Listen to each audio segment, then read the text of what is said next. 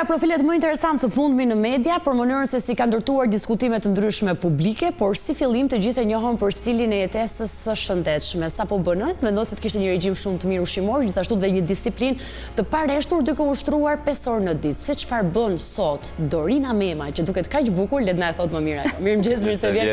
Kënaqësi që jemi së bashku. Do flasim për gjithçka tënden që të rrethon në diskutimet e fundit, por edhe në profilin që ti ke ndërtuar për publikun shqiptar ndër vite, se nuk e preke gjithë të skenë publike tani. Dorina, 20 vjeç, ti bëhesh në 19 bëhesh. Kështu ishin ato vita. Dhe ti aty e nis fitnessin. Me thënë drejtën kam qenë me ansamblin, bëja balet, fëmijë aktiv, jam rritur në një vend mrekullueshëm si Kruja, ku e ngjisni malin çdo ditë si fëmijë që ishim, dhe ishim të lirë.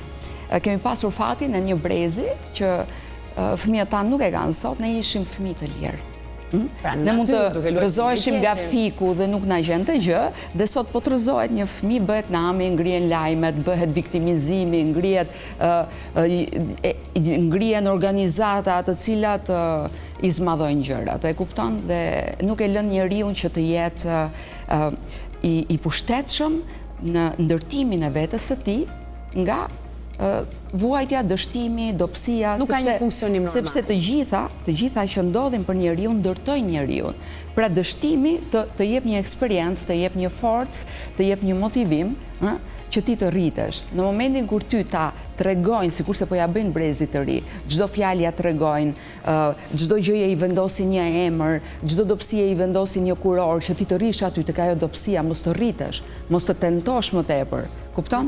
Pra mos të mësohesh dhe ta shikosh ndonjëherë edhe atë rrëzimin që vritesh tek këmbët, ta shikosh si një forcë tënde, dhe jo si një dramë të madhe. Nuk e Pra kam ke pasur një fëmijëri të gjallë, të bukur, vitale, duke kemi pasur një fëmijëri që na ka forcuar, na ka bërë të zotët e vetes, pa na indoktrinuar. Pra me një shëndet të mirë nuk është rastësi që ti shkove drejt fitnessit dhe një stërvitjeje 5 orë në ditë. Njëherë një kohë. Jo, edhe sot ka ditë që mund të qëndroj aq, po kur kemi kohë, kuptohet. Unë do doja të thoja që ka qenë një moment i fazave të gares, sepse ti zgjedh që të abuzosh me steroide, të cilat të nxjerrin nga natyra jote trupore dhe preket edhe informacioni hormonal në trupin tënd që t'jep pasoja, dhe ti nuk kthehesh dot më në këtë gjendje që të ruash ujin e fytyrës, yndyrën e mirë, pra që ndodhet poshtë epidermës, dhe të kesh një pamje më fëminore, dhe pse jam 43 vjeç.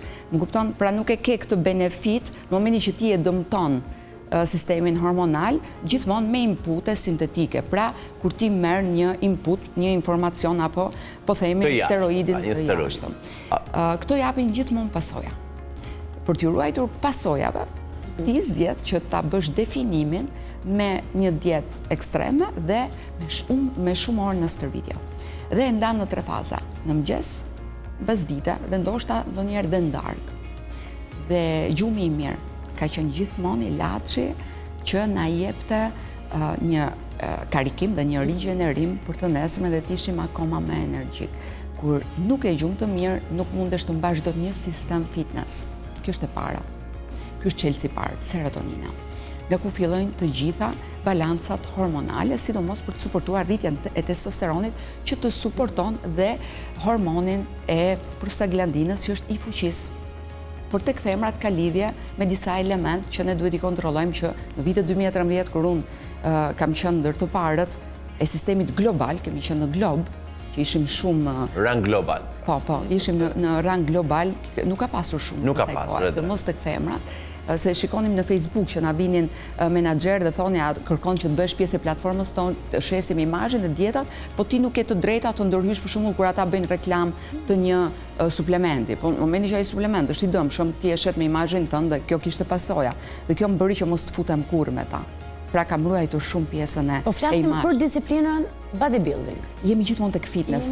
Bodybuilding ka qenë një nivel më lart se unë. Që ti gjithashtu e ke. Po, dhe me kile, dhe me perimetër. Përveçse që nga fotot ju e shikoni që e kisha pamjen sepse kisha një anatomi me muskuj të gdhëndur. Pra, e gjithë fasha muskulare trupore ishte në dukje.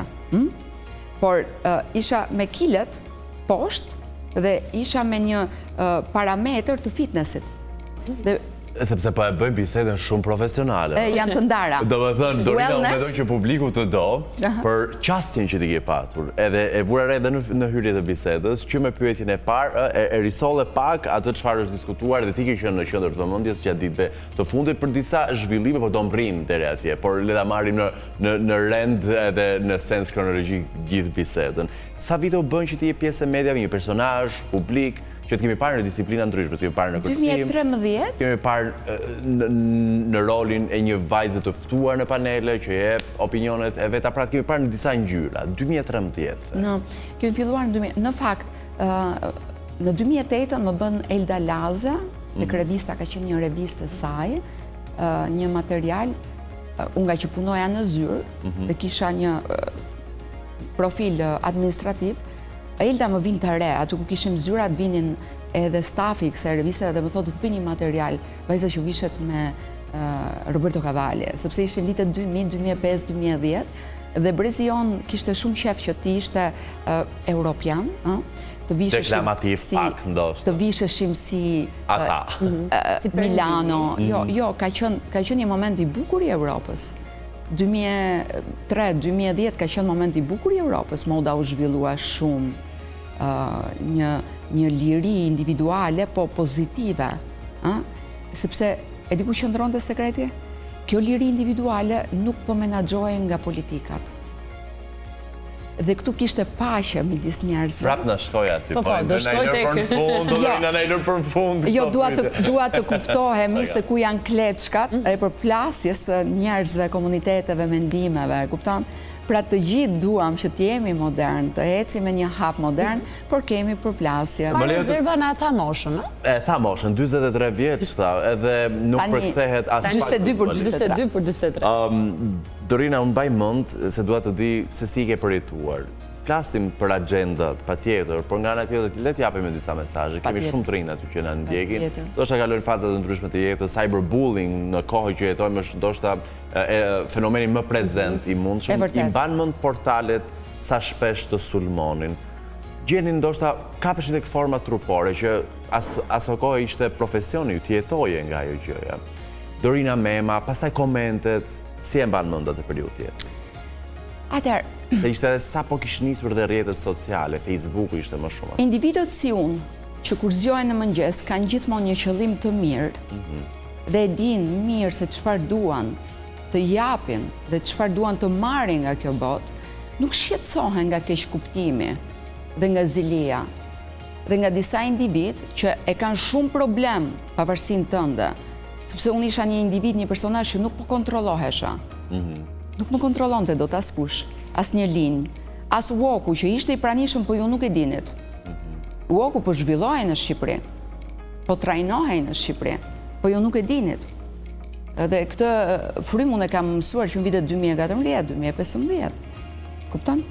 Që do të thotë, momenti kur ti je një personazh që nuk kontrollohesh, patjetër që do kesh sulme, patjetër që do kesh një grup komentesh me adresa fake, dhe vazhdojnë të jenë, po kjo nuk më shqetëson. Mua do më shqetësonte pse unë zgjohem me mendime negative në mëngjes për këtë botë, por unë nuk jam e tillë. Unë zgjohem me mendime shumë pozitive për këtë botë. Unë zgjohem me mendime që do ta dua çfarë ka krijuar Zoti dhe jo eksperimentet njerëzore. Unë dua çfarë ka krijuar natyra dhe si na shëron natyra, dhe jo disa institute të thëna shkencore, të cilat flasin disa zbulime dhe fshehin të rëndësishmet, pra flasin çfarë duan të shesin dhe fshehin shërimet dhe të vërtetat, gjë që prania në bioteknologji më ka hapur një tjetër dimension për të njohur me detaje situatën aktuale, ç'po ndodh dhe se si shëndeti ka kaluar një biznes të pisët. Pra, janë të gjitha të lidhura bashk, koha lidhet, rritja jon lidhet, evolimi jon lidhet me politikat që kanë ardhur dhe tashmë ju jeni dhe më të qartë.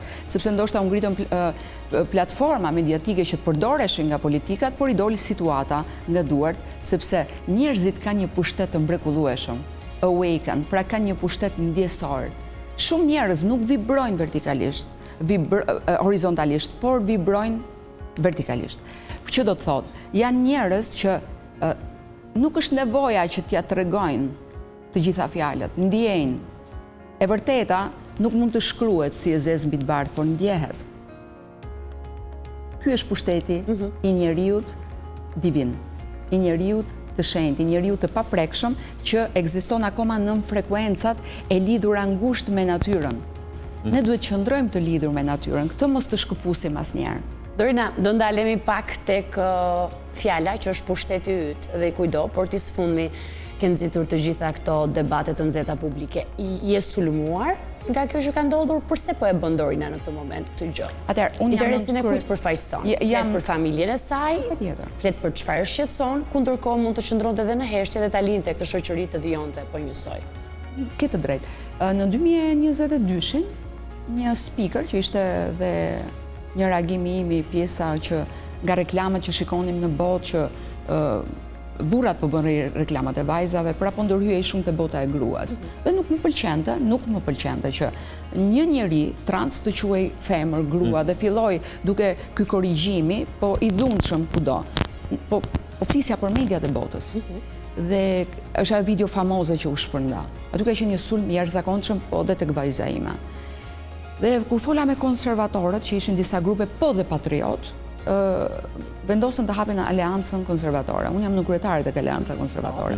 As nuk diskutohet që... Roli marrë me vullnet plot? Patjetër, por me orientim patriotik. Atëherë, në momenti kur ti e një walk-un që është në vitet 2015, dhe je një element që i kupton shumë mirë dhe nga ana e fushës së transformimit të njeriut, se ne po hymë në një epokë të re, po është një epokë që kërkojnë të prekin dhe njeriun. Dhe unë nuk jam dakord që të preket njeriu. Dhe duke mos qenë dakord, absolutisht që dhe fjala ime u duk qartë që i shqetësoj, atëherë le ta marrim përsipër këtë sulm që më bën dhe le ta vazhdojmë këtë betejë dhe fitoft me i drejti. Është kështu? Je sulmuar deri tek vajzat? Jo, jam sulmuar edhe më ka dënuar diskriminimi, Komisioni i Diskriminimit, dhe unë pash që kur zbrita tek dera. Dënuar me çfarë mase? Duhet të kërkosh falje pse thua të vërtetën. Pa një mea culpa publike. Dhe kishin bërë prerje të disa fjalëve pa e dëgjuar totalisht fjalin. Për shembull, ti thua që unë jam shumë dakord që e drejta personale e çdo homoseksuali të mbrohet, mos të cënohet. Pse ja nxirrni dhe ja politizoni dhe na detyroni, që të shkojmë deri në seksualizimin e fëmijëve dhe këtë edukat duhet ta bëj grupi LGBT-s. Ndërkohë, një djalë homoseksual është me nënën, me babain, ka jetën e tij, ka pushtetin e tij individual, punon, nuk do që të jetë ky presion kundër konservatorëve dhe familjes, sepse është vetë një njerëz që dashuron familjen. Pra është një përdorje, keq përdorje, kupton? Dhe kërkojnë të nxjerrin në këtë prizëm, po ti jetë kjo tjetra. Më kupton, ti jetë politika. Dhe në momentin që ti e kundër politikës, absolutisht që ti do dënohesh nga një institucion që varet drejt për drejt nga kryeministri, që është dhe politike e majt, dhe kuptojmë që politika majt globale, kujt i shërben, nga kush sponsorizohet, kush është dora e fshet, dhe çfarë kërkojnë të bëjnë me transformimin njerëzor, që ta kontrollojnë sa më lehtë. Sepse në fund kjo është që ta kontrollojmë sa më lehtë, dhe ta çojmë drejt një komunizmi marksist, ku fëmia është i kontrolluar nga shteti. Prind 1, prind 2, çfarë është? Domethënë, nuk është një fjalë që këto thonë nuk e kemi kërkuar ne. Në 2022, 2023 ato e kërkuan, është lajm kudo. E keni në lajm mjafto të futesh, ku thuhet që LGBT-ja qoftë dhe Europës, edhe në Shqipëri kërkojnë heqja e emrit nën baba prind 1, prind 2. Pastaj thanë që duam që ta adoptojnë fëmijë. Kjo është tjetër kërkesë që kërkonin. Pra, këto keq kuptimet. Sa prezente është e gjitha kjo në Shqipëri? Sepse në Europë ndjehet më shumë. Ta them. Ndoshta, por në Shqipëri, në një shoqëri më konservative, një shoqëri e cila vjen nga një tjetër mendësi, familja është e shenjtë, termat e huaj nuk i adaptojmë me njëherë, por realiteti cili është? Realiteti është që 90% e homoseksualve janë me ne. 90%. Dhe i respektojmë jashtëzakonisht shumë, duan nënën, babain, nuk duan të ngatrohen me këtë politikë, e dinë mirë se janë shumë zgjuar tendencën që po krijohet, e dinë mirë që lufta është përfonde, do ta shikoni se kemi xhiruar dhe emisione të tjera ku dalin dhe shifra, e dim mirë që favorizohet, sepse për shembull, duan të hyjnë në shkolla. Se kjo ka qenë një nga kundërshtimet tona. Mos hyni në shkolla. Atëherë, fëmia duhet edukohet nga prindrit. Fëmia duhet të marrë edhe identitetin kombëtar. Sepse një nga pushtetet e lëvizjes së majt është të shkatrojmë identitetet kombëtare. Pra diversiteti, hapja, po diversiteti, po atëherë ju po vini për pushtet, se s'po na pranonin në si diversitet, sepse nëse ne flasim, ju na dënonin, ju na sulmonin, kupton? Pra ti nuk e pranon debatin dhe letrat e hapura, se nëse hapim letrat, mjafton të shikojmë investimet dhe fondet, dhe sa fonde ka 100.000 që kemi në Shqipëri, ndoshta më shumë, nga 72.000 dhe 74.000 nëse shikojmë raportet që ka vetë Ministria e Shëndetësisë, janë bërë disa raporte për popullatën me aftësi të kufizuar. Nëse do shikojmë dhe investimet që bën janë shumë të padrejta. Sepse në ka nevojë njeri për investime janë njerëzit me aftësi të kufizuar, nëse do flasim dhe të hapim letrat. Nuk kanë nevojë LGBT-ja për fonde, sepse janë të shëndetshëm, janë të zgjuar, kanë talent. Për suport financiar. Kanë talent, suport mund t'ja japësh. Kemi hëndegje të tjera. Suport absolutisht mund t'ja japësh, kur kërkojnë grante për të hapur një biznes, ka një ide, si të gjithë, do i trajtojmë si të gjithë. Sepse dhe fëmijët normal kanë idera, pse s'kanë grande fëmijët normal? Pse nuk kanë bursa, pse nuk e kanë këtë ndim, pse i nxjerrim nga shtëpia, i shëmbim shtëpiat, dhe i ke akoma pa shtëpia dhe fshihen, thonë Romët, po tani u kujtuat për Romët, ju i latë pa shtëpia Romët. Ju i kemi rrugët plot me fëmijë që lypin Romë. I shikojmë çdo ditë, i japim lek çdo ditë, i kemi të xhami makinës çdo ditë. Pra, është një fasad ku po favorizohen realisht LGBT-ja, ku LGBT-ja realisht nuk po përfaqëson të drejtën e homoseksualëve. Sepse kishim shembullin fantastik në Itali, kur ishte ky presion në Itali, se Italia pati një presion shumë të madh sepse ka komunitetin shumë të madh. Nëse kemi të madh komunitetin, as dyshim veta nuk dalin në protest po t'i shikoni. Pra, nëse do ishte një komunitet shumë i madh, atëherë shumica do fitojnë mbi pakicën dhe e kuptojmë këtë. Në Itali del Dolce Gabbana dhe thotë, nuk mund t'i kemi do të gjitha. Dhe kjo është e vërtet. Njeriu nuk mund t'i ketë do të gjitha kërkesat. Dhe ishte lufta e kundër surrogacisë. Pra, ne do e pranojmë jetën siç është, ne kemi të drejtën tonë private, por familja duhet ngelet e pandryshuar dhe identiteti italian duhet ngelet e pandryshuar. Ishte një krenari. Njeriu nuk e humbet njeriu brenda vetes. Dhe kjo të ngro shpirtin dhe thua që kjo politik nuk do ja dal. Do fitojmë ne, konservatorët, sepse disa homoseksual realisht të zgjuar, të mirë me dinjtet, po i qëndrojnë kësaj të vërteta. Dhe kjo nuk është më luftë politike, por është lufta e skeqes me të mirën, është lufta e gënjeshtrës me të vërtetën. Pra, për të mbrojtur familjen, për të mbrojtur të mirën, për të përfaqësuar interesin e familjes shqiptare tradicionale, siç edhe ne jemi mësuar. A mos vallë ke ndërmarrë në kurriz sulme që janë lidhur me familjen tënde? Të kanë thënë shpeshherë që po ti je në vetme, po ti ke rritur vetëm një vajzë, po ti nuk mund të flasësh për gjithë familjet shqiptare. Pra, kanë arritur sulme deri këtu sa herë ke dëgjuar këtë gjë? Avokati tha, kemi pasur dhe rastin me Akilin, që ka pasur gjyqin me LGBT, kam pasur disa raste, por dosje më të madhe se kaq, dhe këto lloj prerjesh, kjo lloj përndjekje nuk i është bërë askujt. Më duket se ata e kanë frikë shumë nënën e vetme. Pra personazhin nënë e vetme, që del në mbrojtje të kësaj kauze, që kemi jetuar dhe të vegjël në frikën ndaj sulmeve seksuale, sepse ne kemi hasur vitet 97. Dhe kur shkonim në shkollë, frika jonë me madhe ishte një predator. Nuk ka rëndësi, ai predator është një mashkull normal, hetero, mund t'jetë gjithçka predatori. Por është frika e sulmit ndaj fëmijëve, ndaj adoleshentëve që sapo po dalin në jetë dhe kërkojnë lirinë e tyre, të drejtën e tyre, privatësinë e tyre. Dhe në momentin kur puberteti fillon në moshën e caktuar nga natyra, çfarë është puberteti? Është zhvillimi i hormonave seksuale që quhen messengers. Dhe këto messengers në kognitiv, në pineal gland, fillojnë dhe japin informacione, ku këto dy neurone transmetojnë tek sinapset informacione për të zbritur poshtë në të gjithë fashën muskulare dhe atë të jetës së njeriut për të pasur një ereksion. Por kjo ka një moshë, kjo ka një kohë natyrale, ky është pushteti natyral. Dhe kur prishet kjo kohë dhe ti kërkon që në mendjen e fëmijës të sjellësh një indoktrinim seksual për të vajtur në shkolla, në emër të kujt, ne po i informojmë që ti edukojmë që të ruhen. Jo, ti po informon që fëmia të fillojë të përpunojë një informacion që është jashtë natyrës. Pra jashtë natyrës së fëmijës. Dhe ky quhet eksperiment ku ti shkatron natyrën. Dhe ne dukshëm, sipas asaj çfarë ju thoni, jemi në mes të eksperimentit. Dorina, meqenëse se Alma me të drejtë fakt hapi një kapitull të asaj çfarë komentoi, qoftë në portale, qoftë në profilin tënd të rrjeteve sociale, një tjetër qasje ndaj teje që mua më ka bërë përshtypje shumë, përpos faktit si ka mundësi që një nënë e divorcuar me një vajzë vetme del, flet dhe bën partizane në familjes. Gjithashtu, një koment që mua më bëri shumë përshtypje ishte një personazh publik i cili e barazon kafshën shtëpiake, duke quajtur fëmia im, biri im, me vajzën e vet, që praktikisht është krijesë që ti e ke sjellë në jetë, del publikisht, revoltohet vërtet dhe i del pro familjes. Kësaj si përgjigjesh? Realisht ti mendon se do t'i përgjigjem çdo budallallëku të një budallaj që kërkon të bëjë një sulm pa baza, me një njeri që bazohet në bioscience, në doktrinën biocentrike, që bazohet në natyrë, që bazohet në faktet që ne shohim, që bazohet tek e vërteta, që ti e jeton e përjeton. Dhe ti mendon se mua do më intimidoj një ngritje false e të drejtave të njeriut që shkatrojnë të gjithë të drejtën e jetës tonë? Ja.